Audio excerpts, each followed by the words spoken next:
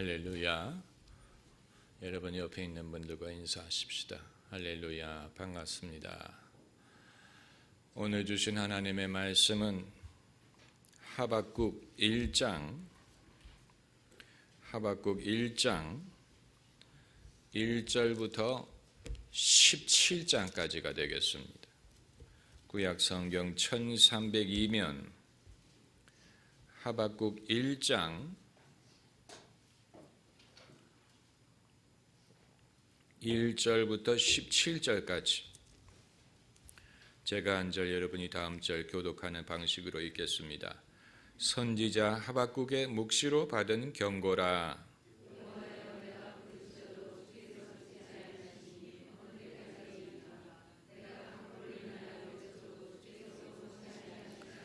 어찌하여 나로 간악을 보게 하시며 패역을 목도하게 하시나이까. 대적 겁탈과 강포가 내 앞에 있고 변론과 분쟁이 일어났나이다.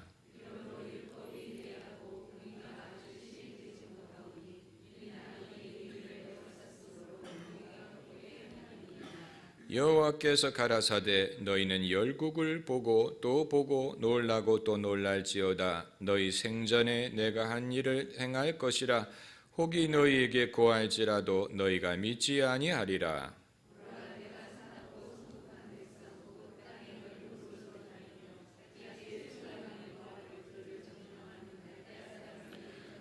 그들은 두렵고 무서우며 심판과 위령이 자기로 말미암으며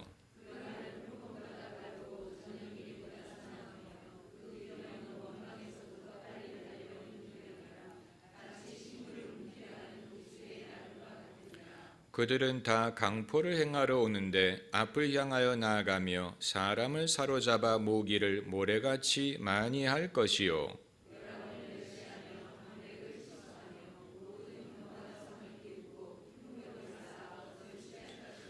그들은 그 힘으로 자기 신을 삼는 자라. 이에 바람같이 급히 몰아 지나치게 행하여 득죄하리라.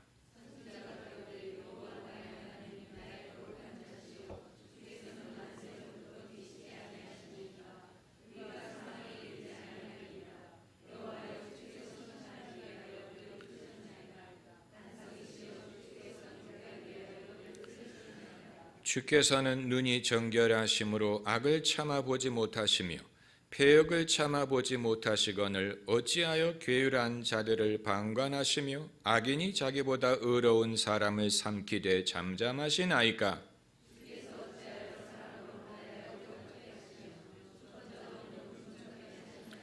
그가 낚시로 모두 취하며 그물로 잡으며 초망으로 모으고 인하여 기뻐하고 즐거워하여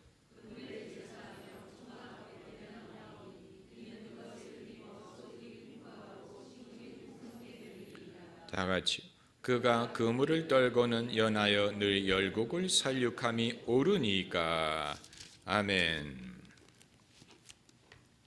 소크라테스 방법이라는 것이 있습니다. 원래 소크라테스가 제자들을 가르칠 때 일방적으로 강의를 하지 않고 제자들에게 질문을 했습니다. 여기 TV를 꺼주세요. 제자들의 질문을 했습니다. 그래서 제자들이 답하면 거기에 대해서 추가로 질문을 하는 방식으로 가르쳤습니다. 그래서 플라톤이 기록한 소크라테스의 기록을 보면 모두가 대화 형태로 되어 있습니다. 이러한 방법은 지금도 로스쿨이나 MBA 과정에서 수업 시간에 활용을 합니다. 그래서 학생들이 수업 전에 예습을 해야 됩니다. 그리고 교수들이 학생들 좌석표를 봐가면서 임의로 학생을 불러 질문을 하고 학생이 답하면 거기에 추가로 질문을 합니다. 이런 방법은 수강생이 많은 수업에서도 학생들을 수업 과정에 참여하게 하는 아주 효과적인 방법으로 알려져 있습니다. 또 학생들은 언제 교수님이 자기를 부를지 알지 못하기 때문에 철저하게 수업 준비를 할 수밖에 없고, 만일 그러지 못할 경우에는 자기의 모든 클래스메이트들이 보는 앞에서 부끄러움을 당하는, 또 자기의 점수가 깎이는 그런 불이익을 경험합니다. 예수님도 질문과 답변의 방식을 사용하셨습니다. 때로는 예수님이 질문하실 때도 있었고, 때로는 사람들이 예수님에게 질문할 때가 있었습니다. 예수님의 가르침의 50% 정도가 질문의 답으로 하신 말씀입니다. 너희가 성령으로 거듭나지 않고는 하나님 나라에 들어갈 수 없다는 이 유명한 말씀이 니고데모의 질문의 답으로 하신 말씀이었고, 나를 믿는 자는 그 배에서 생수가 솟아나리라, 이 유명한 말씀도 우물가의 여인의 질문에 대한 답변으로 하신 말씀입니다. 그런데 우리 성도들을 보면 두 가지 분류로 나눌 수가 있는데, 첫째는 질문을 안 하는 유형. 제가 성경 공부 시간에 질문이 있는 분 계십니까 하면 일부러 눈을 깝니다. 눈을 맞추면 제가 물어볼까 봐 질문을 안 해. 둘째는 질문을 하긴 하는데 엉뚱한 질문하는 분들, 좀 당황스럽고 주제에서 벗어나는, 왜 이 두 가지 극단적인 유형밖에 없을까? 성경이나 신앙에 대하여 관심이 없어서 질문이 없는 것인가? 여러분, 옛말에 스승은 그림자도 밟지 않는다고 했는데, 우리는 옛날부터 선생님에게 잘못 질문하다가는 그것이 선생님의 권위를 도전하는 것처럼 배웠습니다. 그러다 보니까 내 의견 말하는 것을 주저하고, 질문하는 것을 주저하고, 일방적으로 선생님이 강의하는 식으로, 주입하는 식으로 배우는 데에 익숙합니다. 그러나 질문을 하지 않는다고 질문이 없는 것은 아닙니다. 선생님이신 분들은 아실 것입니다. 학생 중에 좋은 질문을 하는 학생들이 얼마나 고마운지. 왜냐하면 수업의 질을 높여주고, 수업 진행을 도와주고, 그리고 일방적으로 강의할 때와는 달리 교사와 학생들 간의 공감대를 형성할 수 있도록 도와줍니다. 그래서 선생님도 마음이 흡족하고 학생들도 마음이 흡족합니다. 오죽하면 영화 친구에 선생님이 오죽하면 학생에게 아버지 뭐 하시노? 전혀 쓸데없는 질문이지만 그렇게라도 아버지 뭐 하시노? 회사 다니십니다. 네 아버지는 너 공부시키기 위하여 회사 다니면서 고생하시는데 이 성적이 뭐고? 이런 식으로. 그러다가 나중에는 유성에게 아버지 뭐 하시노? 건달입니다. 그랬더니 아예 시계를 풀어놓고 때리지 않습니까? 그리고 나중에 다른 학생들 보고 제 아버지 건달 맞노? 맞습니다.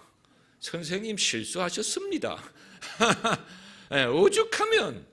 오죽하면 그런 질문을 하겠습니까? 그러나 아마 그 학생들이 졸업하고 나면 다른 수업 시간은 하나도 기억 안 나는데 그 선생님이 학생들 불러다가 볼을 꼬집고는 아버지 뭐 하시노?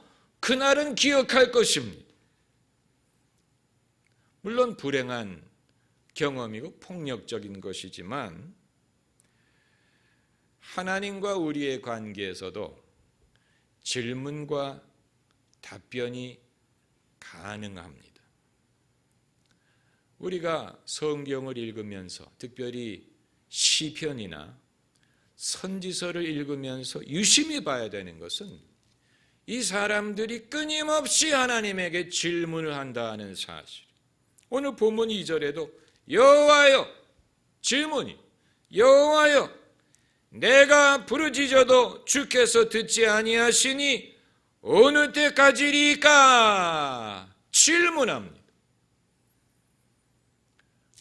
처음에 하나님이 말씀하시고 사람이 대답하는 형식이 아니고 사람이 먼저 질문하는 것으로 되어 있습니다. 그리고 5절을 보면 여호와께서 답변을 하십니다. 여호와께서 가라사대, 거기에 하박국이 만족하지 않고 추가로 질문합니다. 그래서 12절에 선지자 가로되 주거니 받거니, 사람이 묻고 하나님이 대답하시고 사람이 또 묻고 하나님이 대답하시고, 이러면서 예언이라는 것이 성립이 되고 하박국이라는 예언서가 성립이 된 것입니다. 만일 하나님께 묻고 싶은 강력한 질문이 없다면 그 사람은 선지자가 되지 못했을 것입니다. 왜냐하면 하나님은 무관심한 사람에게는 말씀하시지 않습니다. 아주 중요한 진리입니다. 무관심한 사람에게 하나님은 말씀하시지 않습니다. 왜냐하면 무관심한 사람은 하나님이 뭐라고 말씀하시면 그래서 어쨌다는 거냐 이런 식으로 나온다면 하나님의 영광이 훼손되기 때문에 그럴 만한 사람에게는 하나님이 말씀하시지 않습니다. 누가 하나님의 음성을 듣느냐? 인생에 대하여, 세상에 대하여, 신앙에 대하여 강한 의문을 갖고 하나님의 답변을 찾는 자, 그런 사람에게 하나님이 말씀하십니다. 아주 중요한 것입니다. 인류의 역사상 인생에 대하여 강한 질문을 가진 사람들이 많았습니다. 그 사람들이 다 선지자가 된 것은 아닙니다. 여기에 묘한 차이점이 존재합니다. 인생에 대하여, 인간에 대하여 강한 의문을 가진 사람들이 많았지만 그들이 다 하나님의 음성을 들은 것은 아닙니다.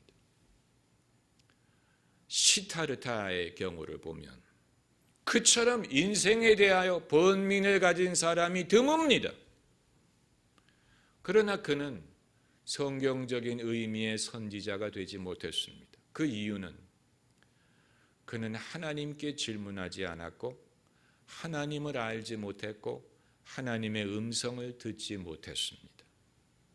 그러므로 인생에 대해서 번민한다고 그것이 그 사람을 선지자 만드는 것은 아니에요. 또 신에게 기도를 많이 하고 계시를 간절히 구하는 사람은 다 선지자가 되느냐? 인류 역사상 기도 많이 한 사람들 많고 신비한 것을 추구한 사람들 많아요. 그러나 그 사람들이 다 선지자가 된 것은 아닙니다. 오히려 영적인 탐닉과 절제되지 못한 영적인 호기심은 사람을 미혹에 빠뜨리는 위험이 됩니다. 아주 중요한 것입니다. 예수님이 광야에서 40일 금식하실 때 나중에는 천사들이 와서 수종을 들었지만 그 전에 누가 나타났습니까? 누가 나타났습니까? 마귀가 나타나서 어떻게 했습니까? 예수님을 시험했습니다. 그 후에 예수님이 마귀를 분별하고 마귀를 내쫓은 후에 천사들이 와서 예수님을 수종들었다고 했습니다. 그러므로 만일 그 시간에 그 장소에서 예수님이 마귀를 올바로 분별하고 물리치지 못하셨다면 예수님은 금식하시는 중에 미혹을 당하셨을 것입니다. 이슬람의 창시자 모하멧에 대한 역사적인 기록을 보면 그는 중년 나이에 하나님의 계시를 받았다라고 주장을 했는데 그에게 처음 계시가 임했을 때 모하멧은 굉장히 두려워했고 마귀의 유혹을 받는다고 생각을 했다고 했습니다. 그때 그의 아내가 그를 격려했고 시간이 지난 후에 무하멧은 하나님이 자기에게 계시를 하는 것으로 믿게 되었다고 했습니다. 그렇다면 무하멧이 하나님이 자기에게 계시를 하신다라고 결론을 내리게 한 기준이 무엇이었느냐? 이게 중요한 것입니다. 무엇을 기준으로 이것이 하나님이 자기에게 계시하시는 것이라고 결론을 내리게 되었느냐? 그 기준이 무엇이었는지 우리는 알 수가 없고 주관적인 느낌이었을 것이라고 봅니다. 반대로 예수님은 마귀의 시험을 받으셨을 때 무엇을 근거로 물리치셨습니까? 기록된 성경 말씀을 근거로 물리치셨습니다. 기록되었으되 라면서 3번 다 신명기에 있는 말씀을 인용하셨어요. 기록되었으되 사람이 하나님만을 섬기고 그를 경배할지니라 했느니라. 기록되었으되 주 너의 하나님을 시험하지 말지니라. 기록되었으되 사람이 떡으로만 살 것이 아니요 하나님의 입으로 나오는 모든 말씀으로 살 것이니라. 3번 다 기록된 성경 말씀을 기준으로 마귀의 시험이 시험인 줄을 분별하시고 그것을 물리치셨습니다. 무하멧이 정말로 자기가 아브라함의 신앙의 전통을 계승한 사람이라고 주장을 한다면 그는 구약 성경을 하나님의 계시의 말씀으로 인정하고 순종을 했었어야 됩니다.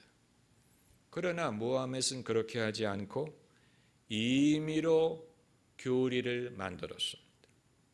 우리가 이슬람을 하나님이 주신 바른 신앙으로 받아들일 수 없는 가장 큰 이유 중에 하나가 바로 그것입니다.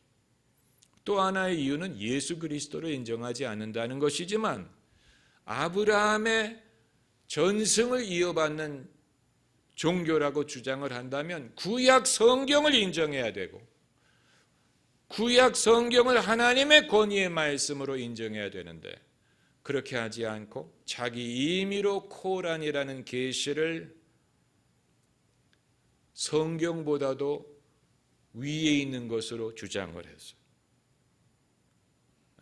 거기에서 우리는 그것이 이단이요 거짓 선지자라는 것을 분별할 수가 있는 것입니다. 하박국을 읽어보면 하박국 그가 하나님께 간절히 질문을 하는 부분이 있습니다. 2절부터 4절까지가 그것을 말하고 있습니다. 여호와여 내가 부르짖어도 주께서 듣지 아니하시니 어느 때까지리까? 이 말은 어느 때까지 이 세상의 강포함과 불의함과 죄악이 있도록 허용하시겠습니까? 라는 질문입니다.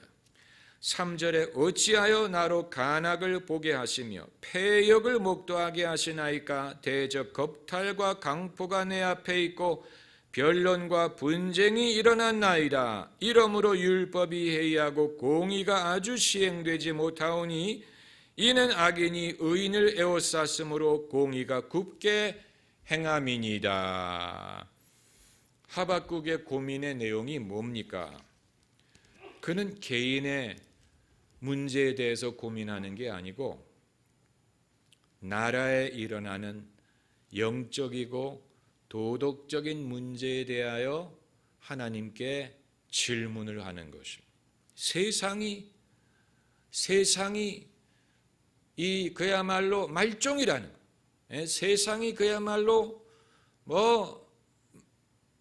엉망이 됐어요. 엉망진창. 어느 때까지 하나님 이것을 허락하시겠습니까? 왜 하나님 답하지 아니하십니까? 이렇게 하나님에게 하소연하는 것입니다. 역사적으로 나라의 도덕적인 문제에 대하여 하나님께 질문한 사람, 나라의 도덕적인 문제에 대하여 의문을 가진 사람들은 많아요. 그러나 그들이 다 선지자가 된 것은 아니에요. 칼 막스 같은 사람이 대표적인 인물입니다. 세상의 불평등의 문제에 대하여 강한 의문을 제기했어요. 그럼에도 칼 막스는 선지자가 되지 않았어요. 그 이유는 하나님께 질문하지 않았고, 하나님을 믿지 않았고, 하나님의 답변을 바라지 않았습니다. 그 대신 칼 막스는 역사라는 것을 믿었어요. 히스토리, 역사라는 것을 믿고 스스로 답을 만들려고 했습니다. 한동안은 많은 사람들이 그 대답을 신봉했어요. 그러나 70년의 실험은 실패로 돌아가지 않았습니까? 그러니까 이 세상의 문제에 대해서 고민하는 사람들은 많은데 선지자들을 선지자 만든 것은 하나님께 여쭤봤다는 것이고 하나님의 해답을 기다렸다는 사실, 이것이 중요합니다. 그리고 하박국의 질문에 대하여 하나님이 대답하셨어요. 5절에 여호와께서 가라사대, 한번 따라해 보세요. 여호와께서 가라사대. 아주 중요한 구절입니다. 하나님이 뭐라고 말씀하셨느냐는 차치하고라도 하나님이 침묵하지 않고 대답하셨다는 사실이 중요합니다. 할렐루야. 하나님이 침묵하지 않았어요. 하박국의 질문에 대하여 답변하셨어요. 누구에게 답변하셨습니까? 하박국에게 답변하셨어요. 이 욥기가 위대한 이유는 인간의 고난에 대하여 하나님이 침묵하지 않고 대답하셨다라는 사실에 있습니다. 뭐라고 대답하셨느냐 하는 것은 부차적인 것입니다. 중요한 것은 하나님이 침묵하지 않고 대답하셨다는 사실. 기독교는 대답하시는 하나님을 믿는 신앙. 반대로 무신론은 대답하는 자가 없다고 믿는 것입니다. 거기에 결정적인 차이가 있습니다. 인간이 의문과 고난이 있다는 것은 공통적이에요. 그러나 기독교는 거기에 대하여 하나님이 답변하시고 하나님이 알고 계시고 권념하시고 해결책을 마련하셨다고 믿는 것이고, 무신론은 사람의 고난, 번민, 괴로움을 강조하지만 거기에 대하여 답변하는 분이 없다라고 믿는 것입니다. 그러니까 아주 결정적인 부분에서 나누어집니다. 결정적인 부분에서 나누어집니다. 인생의 문제에 대하여 진지하게 고민해 보지 않은 사람은 무신론자가 되지 않습니다. 그냥 인생을 즐기며 멋대로 사는 사람, 진지하지 않게 사는 사람은 하나님이 계시냐 안 계시냐를 생각할 겨를도 없어요. 인생에 대해서 많이 고민한 사람 중에 무신론자가 발생합니다. 왜냐하면 거기에 대한 해답이 없다고 생각하기 때문에. 그러므로 결정적인 차이점이 바로 이 부분에 있는데, 인생의 위기가 왔을 때 그 차이점이 드러나게 됩니다. 인생의 위기가 왔을 때, 풍랑이 왔을 때, 병이 들었을 때, 이 불행한 일을 당했을 때, 가슴 아픈 일을 당했을 때 영혼의 위기가 옵니다. 그 상황에서 하나님이 계시다, 하나님이 나를 권념하신다, 하나님이 나를 잊지 않으셨다, 하나님이 나를 도우신다, 이것은 고난이지만 하나님은 고난을 유익이 되게 하실 것이다 라고 믿는 사람은 진짜 믿는 사람이 되고, 보니까 도와주는 이도 없고 알아주는 이도 없구나라고 생각하는 사람은 무신론자가 됩니다. 아주 이 영혼의 위기의 순간에서 발생하는 것입니다. 그러므로 사실 하나님을 믿지 않는 사람은 불쌍한 영혼입니다. 어찌하여 그러한 결론을 내리게 되었을까? 얼마나 고민을 했으면 그러한 결론에 도달했을까?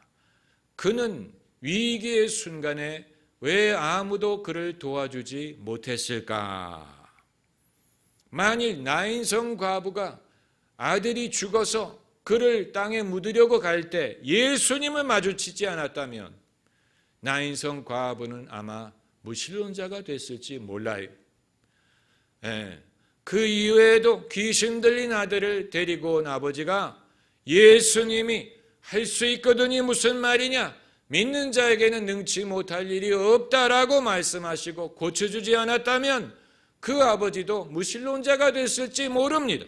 그러므로 우리는 하나님에 대하여 말할 필요도 있고 하나님을 경험할 수 있도록 도와줘야 될 필요가 있습니다. 우리가 하나님이 되어줄 수는 없어요.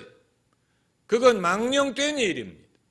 그러나 하나님을 필요로 하는 사람들이 하나님을 만나고 하나님의 도움을 경험할 수 있도록 도와줘야 될 책임이 우리에게 있어요.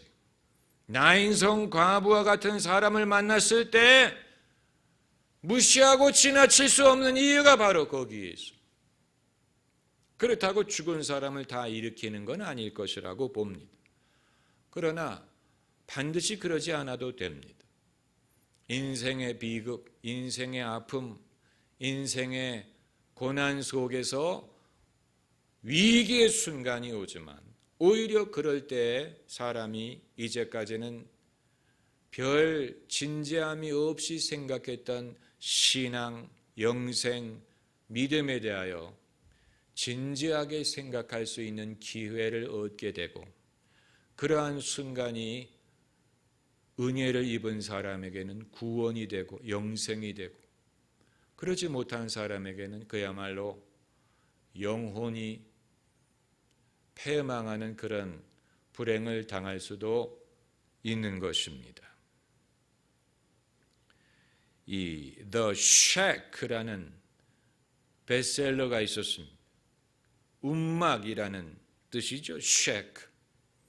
이 미국의 이 베스트셀러였던 책인데 이 책의 내용은 딸이 납치를 당해서 살해되는 비극을 경험한 남자가 그 일이 벌어졌던 움막을 찾아가서 거기에서 하나님을 만나고 하나님이 그에게 그의 모든 의문에 대해서 답변을 하신다라는 내용을 담고 있는 책이에요.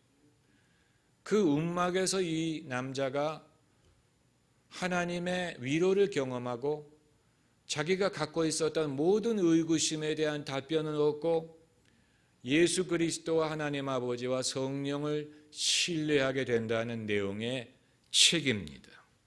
그러니까 이 욥과 같은 고난을 겪은 사람을 하나님이 내버려 두지 않고 침묵하지 않고 말씀하신다라는 사실 그 자체에서 인간의 영혼이 소생할 수가 있고 위로를 얻을 수가 있는 것입니다. 할렐루야. 그러나 하나님의 답변을 듣는 것이 처음부터 쉬운 것은 아닙니다. 처음부터 쉬운 것은 아닙니다. 하박국도 말하고 있지 않습니까? 내가 부르짖어도 주께서 듣지 아니하시니. 하박국이 처음부터 하나님의 답변을 들은 것이 아니고 부르짖었는데도 하나님이 답변하지 않는 것처럼 느낄 때가 많았어요. 하나님이 침묵하는 것처럼 느껴질 때가 많았어요. 예수님도 오죽하면 십자가상에서 나의 하나님 어찌하여 나를 버리셨나이까 라고 외치셨겠습니까? 하나님이 우리를 버린 것처럼 느껴질 때가 있어요. 그렇기 때문에 하나님의 답변을 듣기 위해서는 믿음이 있어야 돼요. 또 계속 두드려야 됩니다. 또 심리적인 압박을 극복해야 됩니다. 죽느냐 사느냐 하는 씨름이 필요합니다. 왜 그렇습니까? 내 고민과 내 문제는 크게 부각이 되지만 하나님은 눈에 보이지 않기 때문에 그래요.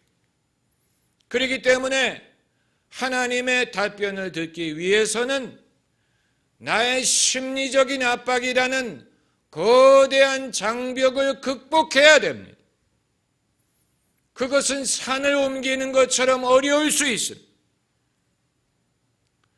그러나 그것을 극복하면 하나님의 응답이 들리기 시작하고 하나님의 음성이 들리기 시작하고 내 영혼이 치유되기 시작하고 하나님의 위로가 임하기를 시작하는 것입니다.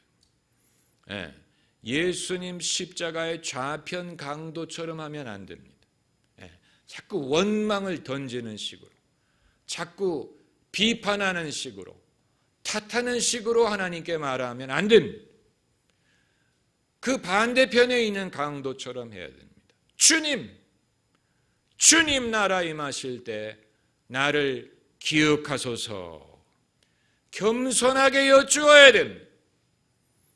하나님께 말한다고 나의 원망, 나의 불만을 던지는 식으로 하면 안 됩니다. 하나님은 선하시고 두드리라고 하지 않으셨습니까? 구하라고 하지 않으셨습니까? 믿음으로 구하라고 하셨고 산을 움직인다고 하지 않으셨습니까? 의인의 간구는 역사하는 힘이 많다고 하지 않으셨습니까? 너희가 나를 찾고 찾으면 만나주리라 하지 않으셨습니까? 믿음으로 구해야 돼. 믿음이 그럴 때 필요합니다. 믿음. 여러분의 기도를 하박국처럼 하나님과 대화하는 식으로 바꾸시기를 바랍니다. 일방적인 요구사항이 아닌 하나님과 대화하는 형식으로 여러분의 영성과 기도를 바꾸시기를 바랍니다. 그것은 불가능하지 않습니다. 하나님이 오히려 환영하십니다. 이사야서 1장에 오라 우리가 서로 변론하자. Come, let us reason together. 하나님이 초청하시는 오라 우리가 서로 변론하자. 이와 같은 대화를 하나님은 환영하시고 우리를 초청하시는 것입니다. 할렐루야. 기도하십시다.